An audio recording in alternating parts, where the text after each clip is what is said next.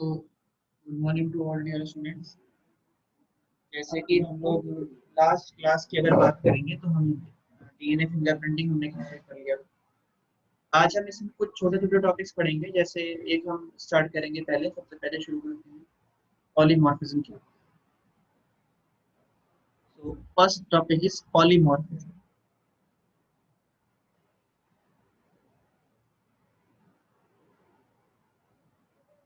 Polymorphism की बात करें तो पॉलीमॉर्फिज्म का मतलब होता है वेरिएशन एट जेनेटिक लेवल, और जो कि म्यूटेशन की वजह से अराइज होता है।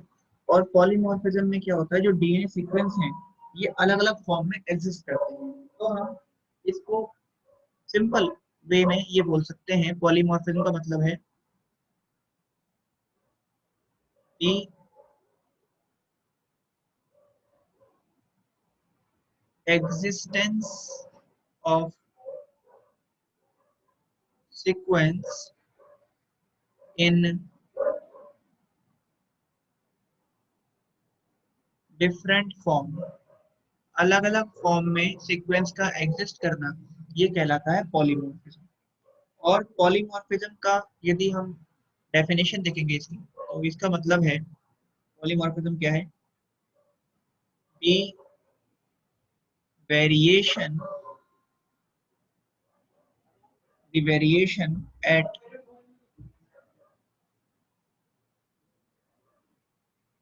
genetic level, the variation at genetic level, and they arises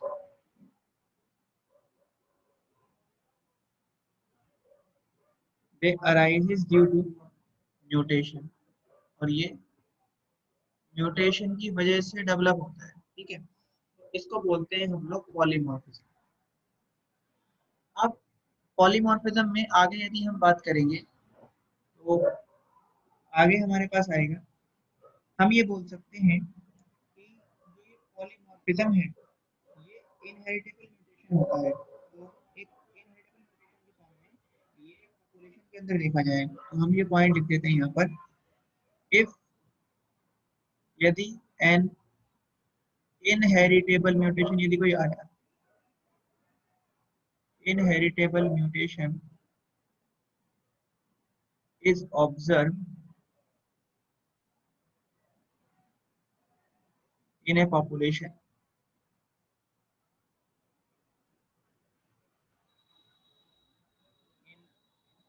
high frequency,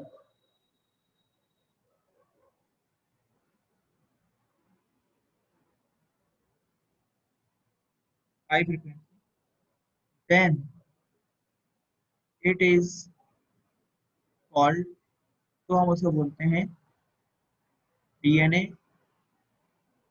polymer, ठीक है जी।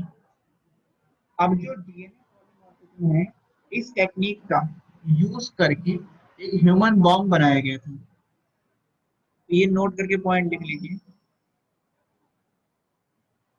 बाय यूजिंग दिस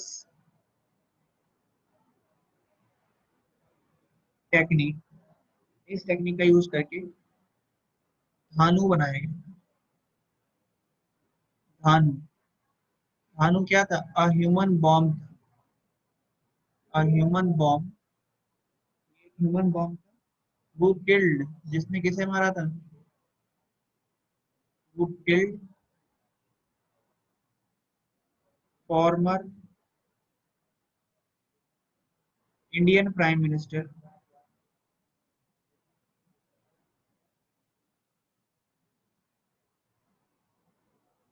और वो कौन थे, श्री या लेट श्री राजीव गांधी।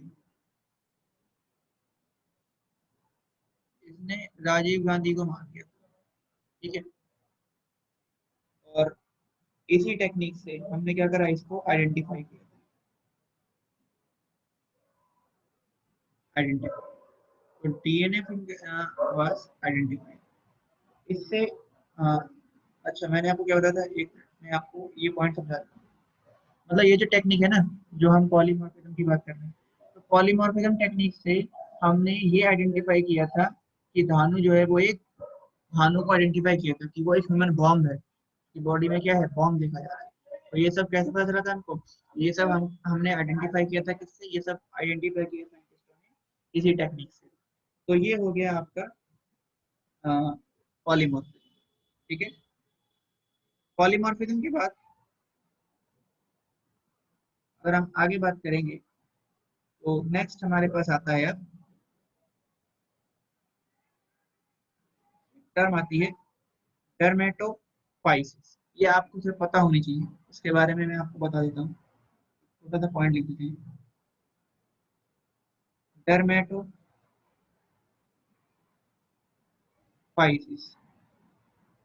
डर्मेटोफाइसिस क्या होता है?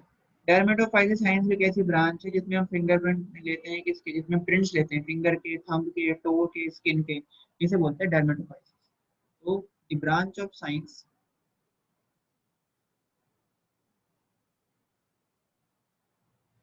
Branch of science of matching the prints of finger, thumb, finger, thumb, skin, इसके अलावा टोज, इन सब के प्रिंट्स को मैच करती है। ठीक है, तो ये कहलाता है डर्मेटोफाइसिस। और इसके फादर कौन है? फादर ऑफ डर्मेटोफाइसिस ये है sir William, sir William Herschel. Sir William Herschel है फादर ऑफ डर्मेटोफाइसिस। ठीक है, तो इसी के साथ ये हमारा पॉलीमॉर्फिज्म भी कंप्लीट होता है।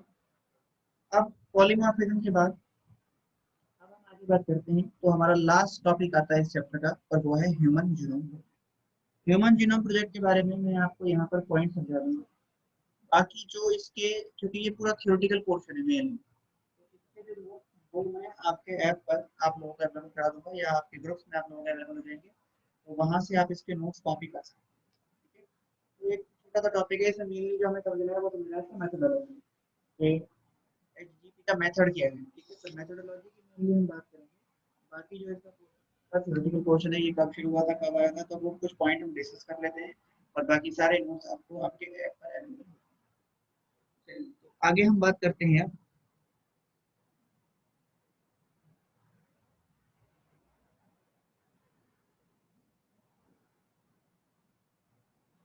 लास्ट टॉपिक हमारा आता है human genome project. Human genome project, यदि जो ह्यूमन जीनोम प्रोजेक्ट की बात करेंगे, एचजीपी की बात करें, तो एचजीपी एक मेगा प्रोजेक्ट था। ठीक है, और ये शुरू हुआ था कब? ये स्टार्ट हुआ था 1990, 1990 में ये शुरू हुआ। और इसको खत्म होना था कब? इसके खत्म होने की जो डेट डिसाइड की गई थी कि भाई 2005 तक ये पूरा हो जाए। ठीक है, लेकिन ये 2005 से पहले ही खत्म हो गया। इसको कंप्लीट कर दिया 2003 में। ये अनाउंस किया कि ह्यूमन जीनोम प्रोजेक्ट जो है वो कंप्लीट हो गया है। और कब अनाउंस किया था? 12 फरवरी 2003 में ये अनाउंस कर दिया गया था कि ये जो प्रोजेक्ट है वो कंप्लीट हो गया है। स्टार्ट हुआ था 1990 में, 2005 में पूरा होना था, लेकिन 2003 के अंदर ये कंप्लीट हो गया। और इसमें 22 क्रोमोसोम और एक एक्स और एक वाई क्रोमोसोम के सीक्वेंस को ऑब्जर्व किया गया। यानी इसमें पूरे ह्यूमन के सीक्वेंस को ऑब्जर्व किया गया। ह्यूमन में टोटल कितने होते हैं क्रोमोसोम? Total 23 chromosome. 23 में से 22 तो ऑटोसोम हो गए, इनको ऑब्जर्व किया, और प्लस एक्स क्रोमोसोम को एंड वाई क्रोमोसोम को इन्होंने के सीक्वेंस को। इसमें यदि देखा जाए तो क्रोमोसोम नंबर जो 1 होता है, क्रोमोसोम नंबर 1 जो ह्यूमन का सबसे पहला क्रोमोसोम, उसका जो सीक्वेंस है वो 2006 में डिस्कवर किया गया था। मतलब इसको 2006 के अंदर हमने ऑब्जर्व किया है।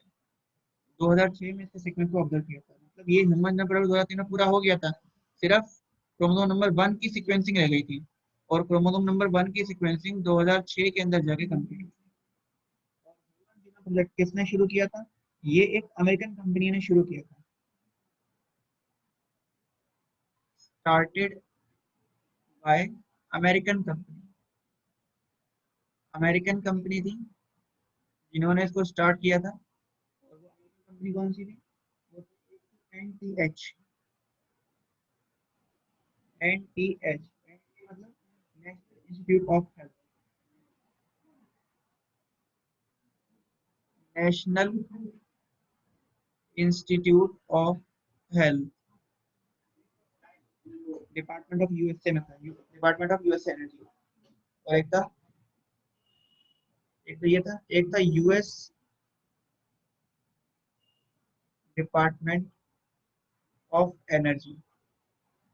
इन्होंने ह्यूमन जीनोम प्रोजेक्ट स्टार्ट किया, और इसके बाद यूके का एक वेलकम ट्रस्ट था, उन्होंने भी इसको ज्वाइन कर लिया। इसके बाद क्या हुआ? वेलकम ट्रस्ट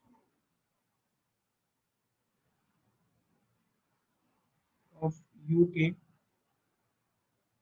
ज्वाइन, और ये इसके मेजर पार्टनर थे, ये तो इसके मेन पार्टनर थे। और इसके अलावा फिर इसमें बाकी कंट्रीज भी आ गई, जैसे फ्रांस, जर्मनी, जापान, चाइना, इन सब के अंदर भी इस ह्यूमन जीनोम प्रोजेक्ट में अपना कंट्रीब्यूशन दिया। इसके बाद आपके पास में आता है goals of human genome project. इसके गोल्स क्या हैं? तो गोल्स क्या थे इसके? वही ह्यूमन के पूरे जीनोम को क्या करना है, आइडेंटिफाई करना है, जीन के बीच की डिस्टेंस देखनी है, सारी इंफॉर्मेशन को डेटाबेस पे स्टोर करना है। ये सारी चीजें थी इसकी ह्यूमन जीनोम प्रोजेक्ट की जो गोल्स थे। ठीक है, ये सारे गोल्स आपको मिल जाएंगे वहां पर। और तो मेगा प्रोजेक्ट क्यों बोलते हैं? क्योंकि ह्यूमन के अंदर जो टोटल जीनोम है वो है 3 × 10⁻⁹ बेस पेयर देखे जाते हैं। सबके बारे में आपको पढ़ना है। और हर एक बेस पेयर का जो कॉस्ट है वो आता है $3। $3 है कॉस्ट। तो टोटल हमें 3 × 10⁻⁹ बेस पेयर को स्टडी करना है, तो लगभग इसमें खर्चा आया $9 बिलियन। $9 बिलियन इसमें खर्चा आया था, इसलिए ये एक मेगा प्रोजेक्ट। और इसकी सारी इंफॉर्मेशन बुक्स के अंदर स्टोर नहीं कर सकते, तो इसकी सारी इंफॉर्मेशन कहाँ स्टोर किया गया है? इसकी सारी इंफॉर्मेशन को कंप्यूटर के अंदर डेटाबेस फॉर्म में स्टोर किया गया। और इससे एक नई ब्रांच हमारे सामने आई, जिसको बोला गया बायो इन्फॉर्मेटिक्स। तो बायो इन्फॉर्मेटिक्स क्या है? ये एप्लीकेशन है कंप्यूटर टेक्नोलॉजी की, जो कि बायोलॉजिकल इंफॉर्मेशन को मैनेज करती है। इसके बाद आएगा आपके साइलेंट फीचर्स के। इसके फीचर्स क्या है?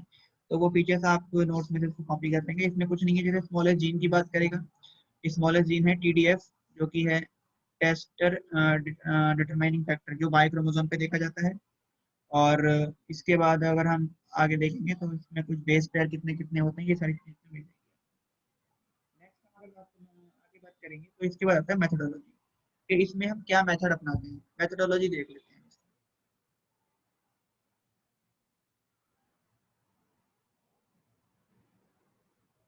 मेथोडोलॉजी की अगर बात करेंगे तो इसमें दो अप्रोच है मेनली, अप्रोचेस। दो अप्रोचेस के अंदर कौन कौन सी हो सकती हैं? जो इसमें टू अप्रोचेस हैं, उसमें एक तो आता है EST, एक्सप्रेस्ड सीक्वेंस टैग, और दूसरा आता है sequence annotation. Sequence annotation, express sequence tag में हम क्या करते हैं, इसके अंदर हम DNA के उस सीक्वेंस को या उन जीन्स को आइडेंटिफाई करेंगे जो अपने आप को एक्सप्रेस कर रहे हैं, RNA बना रहे हैं, और RNA से प्रोटीन बनाएंगे। और जबकि सीक्वेंस एनोटेशन में क्या करते हैं, सीक्वेंस एनोटेशन में हम जो DNA का कोडिंग पार्ट है, मतलब जो RNA बनाएगा वो भी, और जो RNA नहीं बनाएगा वो भी, पूरे के पूरे सीक्वेंस को हम इसके अंदर एनालाइज कर लेंगे। तो इसके दो मेन अप्रोच हैं। एक है एक्सप्रेस सीक्वेंस टैग, कि उस पार्ट को एनालाइज करिए जो प्रोटीन बनाएगा या जो RNA बनाएगा। और दूसरा है सीक्वेंस एनोटेशन, इसमें पूरे के पूरे DNA को आप एनालाइज कर लो, पूरे जीनोम को, चाहे वो DNA से RNA बन रहा हो चाहे ना बन रहा हो। तो ये होगा इसकी दोनों मेथडोलॉजी।